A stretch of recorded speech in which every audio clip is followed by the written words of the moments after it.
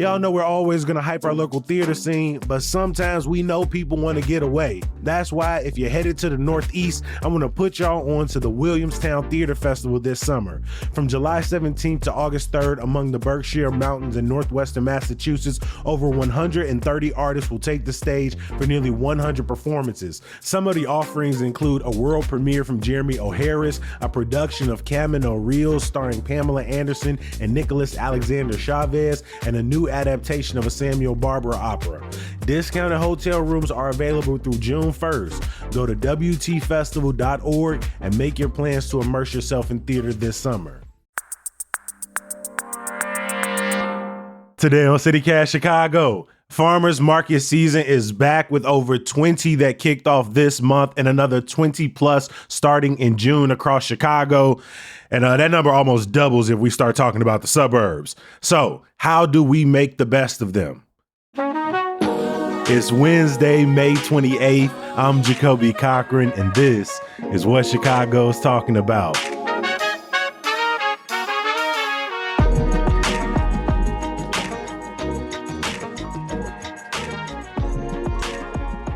I'm joined today by executive producer Simone Alisea. Simone, welcome back to the mic, my friend. Hey, Jacoby. We've also got social media manager Rick Homuth in the building. Rick, welcome back. Good to see you. Pleasure to be here. Simone, last year we did a farmers market episode. It performed very well. The people loved it. And in some ways, I feel like they loved laughing at us because let's just say you came out the gate last year real slow. You struggled a little bit. Let's rewind the tape for people who may not remember. I basically made every single mistake you could possibly make in trying to have a good time at a farmer's market, particularly one of the busiest farmer's markets in the city. And afterwards, when we got back to meet on Monday, I was like, guys, I failed. I didn't buy anything. I didn't taste anything. What I loved about last year is we went out with no guide. We just was like, hey, the farmers markets are back. Let's go out. Let's get some stuff. And then we'll make an episode out of it. We'll figure it out. And you just popped back in. We started the episode and you was like, oh, that did not go well at all. Can you remind us what mistakes did you make and how did it go this year? Yeah, so to catch people up, if you didn't hear the episode, I went to Green City in Lincoln Park last year, which is one of the largest farmers markets in the city.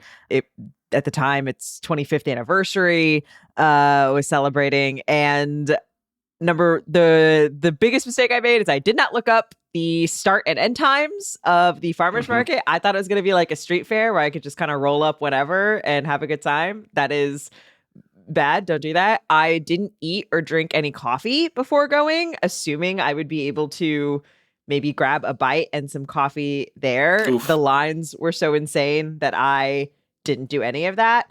Two mistakes in there. Rick is just silently sitting there like, oh. Rick is judging so hard right now. I feel bad for you, but that's all right. That's what we're here to fix. Yes. And then the last mistake I made is I didn't actually have a plan of like what I wanted to buy, because I thought the whole point of the farmer's market was to like mingle and meander, but it was so crowded. It was so crowded. It was also, this was in late May and it happened to be really hot that year. And so it was like hot, crowded. I was late. It was picked over. I was under-caffeinated. And so I rode up to arguably one of the largest farmers markets in the city. Yes. And so it did not go well. So this year, guys, I give myself a B, because I did manage to get to a farmer's market.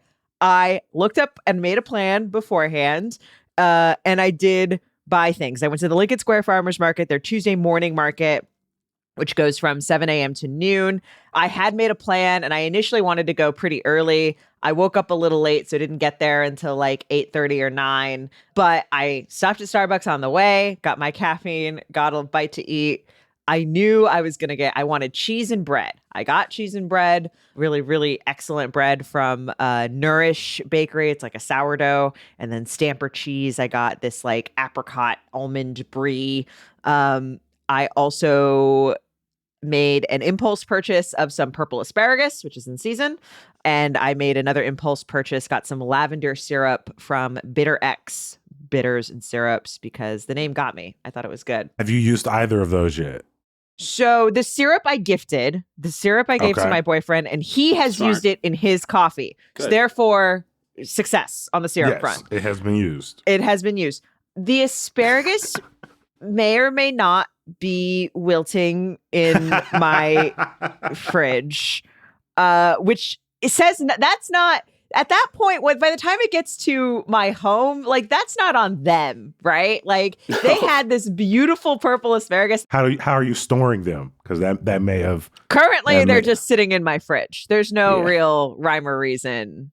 You gotta cut a little bit off the ends. And sure, put them in some water. Oh, I know. You snap them. I know how. I know. I know what the correct thing to do. I did eat the bread and cheese too. I didn't eat all the cheese. I got too much cheese. I got a pound of cheese. Really should have gotten a half pound. I don't know what I was thinking. I live by myself. That was not correct. But I ate almost all. The bread was so good. I ate almost all of it immediately. I ate like a whole loaf of bread in like 2 days. So that. Solid. So I gave myself a solid B. I managed to actually go and get things, and I ate most of them.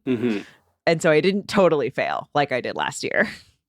No, I feel that feels like a successful A- if you ask me. I feel like you could be You're a really lenient grader though, Jacoby. Like you got there, you had a plan, you filled your bag, you got it home, you used most of it. Whether you get like, I feel like the gifting it to someone else, I feel like that's like extra credit. And I think that's the thing that puts you over like an 89 to like that 90.3 territory where like the A- is yours at that point. Rick, kind of you got a sense of how Simone fared last year versus this year. Quick thoughts. Well, I think if Simone was a medieval peasant, I would think she did really well. You know, of bread and cheese, she'd be living large. That said, I think I see within you an excellent farmers market patron yearning to get out. So I hope that over the course of this interview, we will liberate you from the shackles of expectation, and you will really come into your own as a patron, again, of one of Chicago's many fine farmers markets. Yes, which because, you know, I get the sense that you hold a certain amount of fear for the farmers market. And I'm here to tell you, it should be the opposite. Like me personally, I'm walking into the farmers market like Homer at the chili cook-off, right? Where a hush falls over, you know, the children and their parents shuffle them away and they know trouble's coming. So they should fear you. So again, that's what we're going to try and cultivate today. The cauliflower fears Rick when he steps on the scene. Yeah, exactly. We're not there to make friends, right? Like this isn't some fun, good time. No, our goal was just to get to the farmer's market, to like put a smile on our face, to like me when I go, I show up with a little bit of cash. I'm always paying extra on top of whatever they are charging there. I'm not there to barter. I am there to just like celebrate the farmer's market. I'm there to be finessed a little bit. Right. But it sounds like you take a different approach. A lot more strategy seems to be involved in your farmer's market visit. So what is your local farmer's market and how often do you go? So I go to the Logan Square market probably the most often just because that's closest to me and I can very easily hop on my bike and be there in like 5-10 minutes. But Green City, right on the lakefront, is probably my favorite. I think they have a little bit more informed decisions when it comes to, you know, curating their vendors. Froggy Meadows there, one of my favorite booths. Shout out to Jerry who runs that. I think it's just a matter of once you kind of develop a relationship with the places you go get your stuff, you kind of know what to expect when you're walking in and you're not just kind of walking in blind. I went to the Jefferson Park Farmers Market at the Irish Cultural Center for the first time not too long ago. That was kind of a trip. And then if I'm downtown, I'll try and pop by the market at the Daily Center, which I think really packs in a lot of cool stuff for the tiny space. But yeah, overall, I think, you know, knowing ahead of time what is out there is a better way to kind of like temper that anxiety. But I think what you said is correct. Like at the end of the day, like gone are the days where you're going to get a deal at the farmer's market necessarily, you know, especially with the advent of so many great grocery stores in the city that have, you know, produce from local farms. You know, I'm thinking of Agora specifically by me has You can get asparagus from like Klug Farms there, for instance, right? So when you walk in, we make jokes about the being combative at the farmer's market, or at least I do. But the reality is, like, yeah, you are there to kind of support the farmers and kind of get a window into their process and ask them for advice and tips and things like that. So yeah, the reality of it is, like, yeah, you're there to have a good time and just kind of connect with the people there. Things are also pretty expensive at the grocery store, right? There actually isn't that much difference, especially depending on what you're buying. Because I looked up, so my bundle of asparagus was $4. And I looked up what it would be at Mariano's, which is the nearest grocery store to me. And the organic bundle is exactly the same price. It was $3.99. The non-organic bundle was cheaper. It's $1.99 a pound. Now, the bread I got, the bread was $10. Well, that's it. Bread, you're paying for vibes. Pastries, coffee, you're paying for vibes. And it was, it's a really nice sourdough. It had a flavor. But again, also I ate it and I was like, this is the platonic ideal of what bread should be versus, what you're getting in the bag in the bread aisle of the grocery store. So I think that's the other trade-off there as well. Yeah, totally. And you get to wait in line for 30 minutes too, which feels nice, I'm sure. I didn't, because it was raining when I went. And I went to the morning market. So that was the other thing about the Lincoln Square morning market is, like, it's a very chill vibe. Everyone was very friendly. Also at the Lincoln Square Farmers Market, Daisy's does fresh pasta. You can buy, not like raw fresh pasta. Yeah, they have that at Logan too. That tracks. I was a little surprised to see them up here. Some of the better finds at the farmer's market aren't produce, right? Like, I think when you walk in, you kind of expect that that's what you're going to get. But, I'm a big fan of digging through the different, like, coolers of frozen meats and chops from Mint Creek and places like that. And you can always find cool stuff in there. I got some chicken livers and hearts that I'm going to try and skewer later and do a little, like, Japanese style grill with. And it's just a matter of kind of thinking outside the box, and then you can really come away with some cool stuff.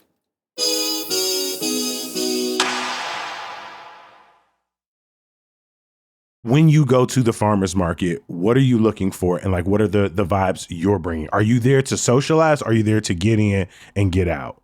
So I'm not there to socialize. I don't want to spend any more time breathing that raclette air than I have to. I tend to not have a plan. I recommend for some of us, maybe if it's difficult, to come up with a plan beforehand and think of, like, what do I want to cook for dinner?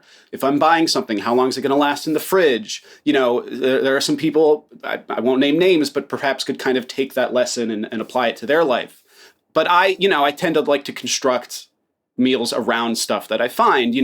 One of the cool things I found this past couple weeks that I don't think I've seen in past years were these little, like, chamomile blossoms, and I like chamomile tea, for instance, and I had never seen them in, like, raw quote unquote form. And so, they had them at a couple different stands, and I talked to some woman who, gave me some tips for what to do with them.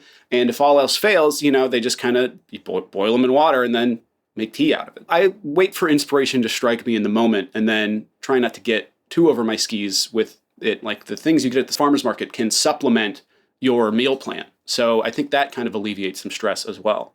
So it sounds like you're not there to socialize with people, but you are willing to, like, engage a conversation with the vendors. Simone, what about you? Because I find myself to be someone who I sometimes want to know the story of the vendors who are there in a way that I feel like I take more time than I'm at, like, a street festival, just kind of walking through. I feel like I'm there to, like, strike up conversation with the vendor, like, start a relationship that'll maybe last for a couple of months as I keep coming back, maybe to their stall.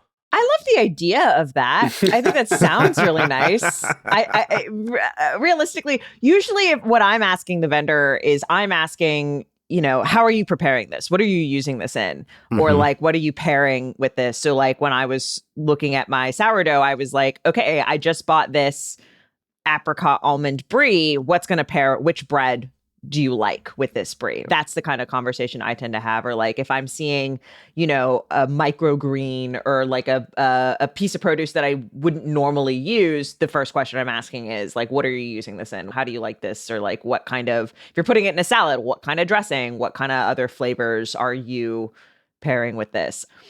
It's interesting because I think different markets lend themselves to being more social, more of a social event. As I said, at the Lincoln Square Market, sort of in the morning, it's a lot of people who are stopping in before, getting on with the rest of their day.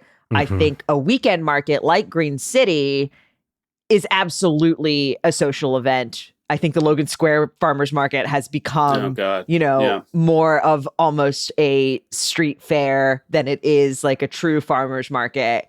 And kind of the point is to gather a group of people, go check out the sort of what's around, and probably wait in lines that I personally don't want to wait in, because I really almost never want to wait in line for anything. But, set up a picnic blanket and like go do the, make a whole kind of weekend of it. I think the weekend markets in general are probably a little more social than the weekday markets, would be my read of things. Yeah. Typically I was going to like 95th Street, 61st Street, where there's like a neighborhood vibe. People know the vendors. There are families who are walking together, people who are coming from or going to church, but there isn't really like a central place to sit down in the farmer's market.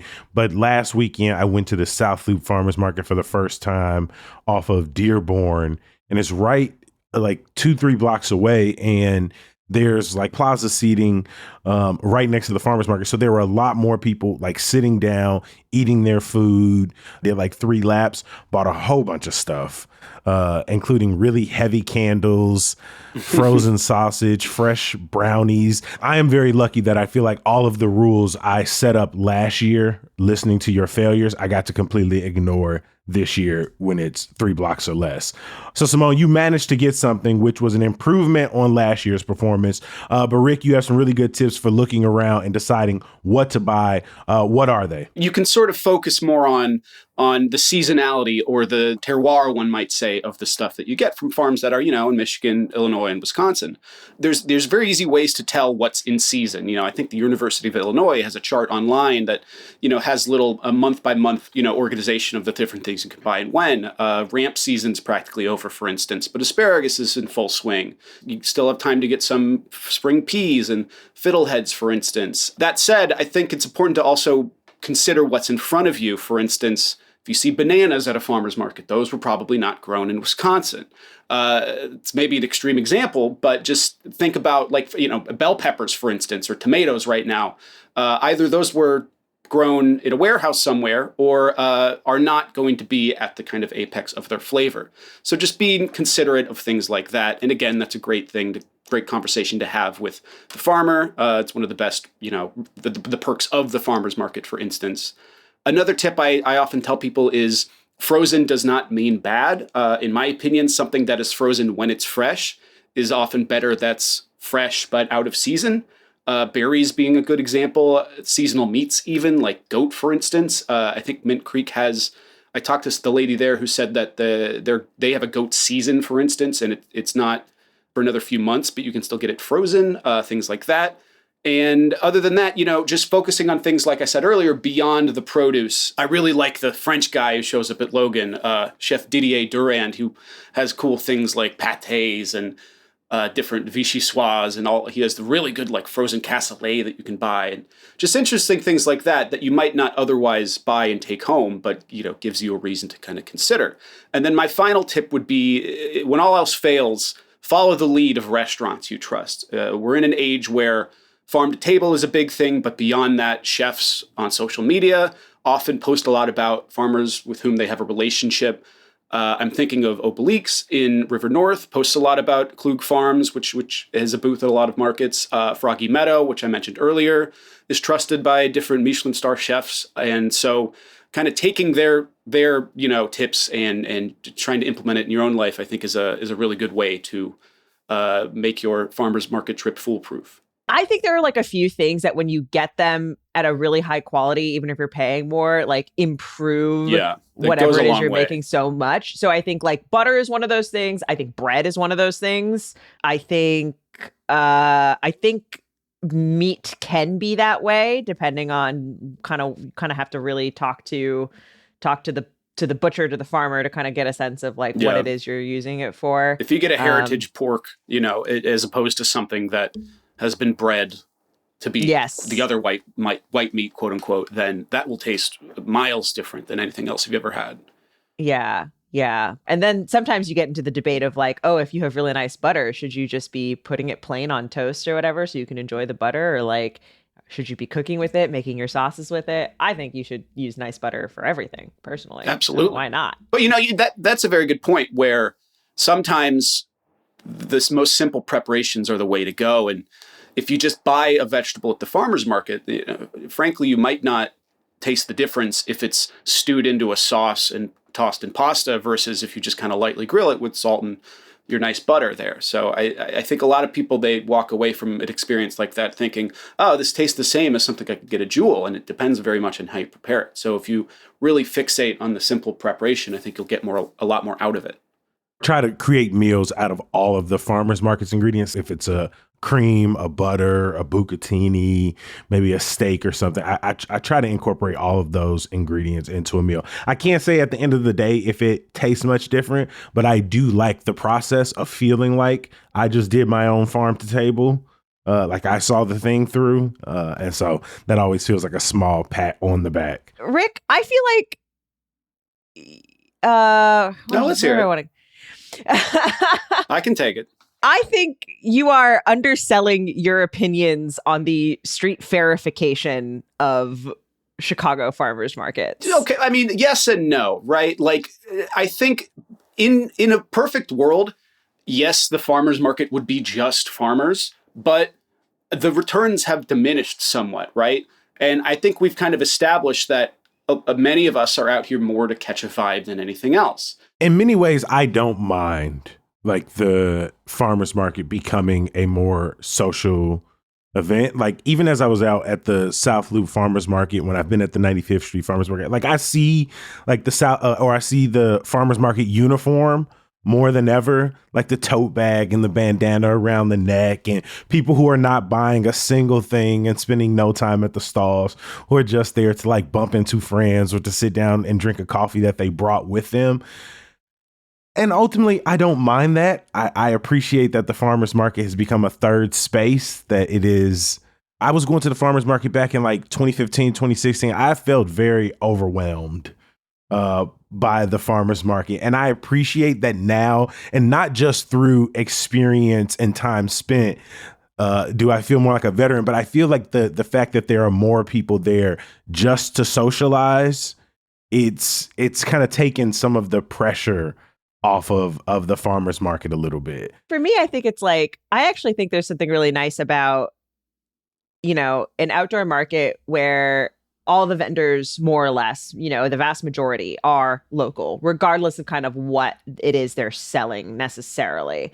In this ideal life that I would maybe paint for myself, the idea of like shopping for groceries with friends is even like a nice idea. Like the idea that like we could all hang out and get our stuff, and like it's, kind of a low key, you don't have to pay to be in a bowling league, or you don't have to pay for drinks at the bar. Obviously you're paying for your groceries, but like those are also things you'll need and use and like will enjoy later on.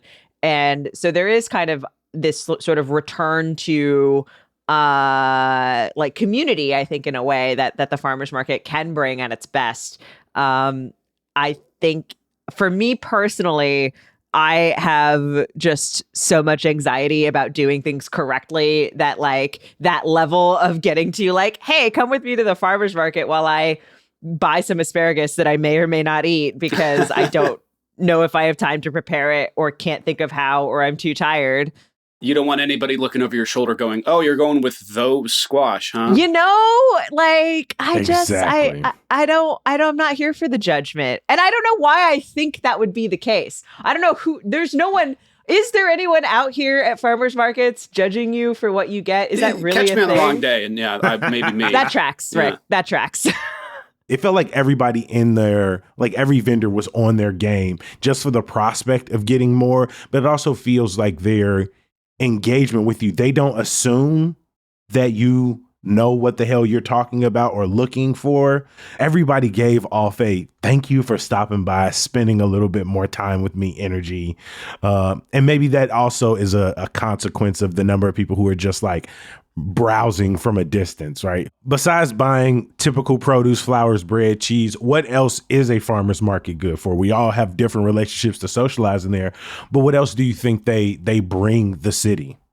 Simone really had the right idea with gifting the lavender. I think that's a great, it's a great way to kind of spread the love and just show somebody you care about them by getting them something that, maybe you might not necessarily use, but A, you're supporting a small creator, and B, somebody gets a nice gift. So I think that's always valuable. I think it's really cool to try something that's new from somebody who's making it that you can meet in the flesh and talk to about it. It's just nothing there that I feel is out of place necessarily, except if you bring a DJ to your gelato stand or something. But I think it takes many types. We will drop links in our show notes to some of our favorite farmers market calendars that have been put together by some of our friends across the city, so that you can see not only the 20 or 30 that have already been opened, but the few that are opening over the next couple of weeks, like ones in Little Village, Hyde Park, Jefferson Park, and more. I want to give a huge thank you to our farmers market experts today.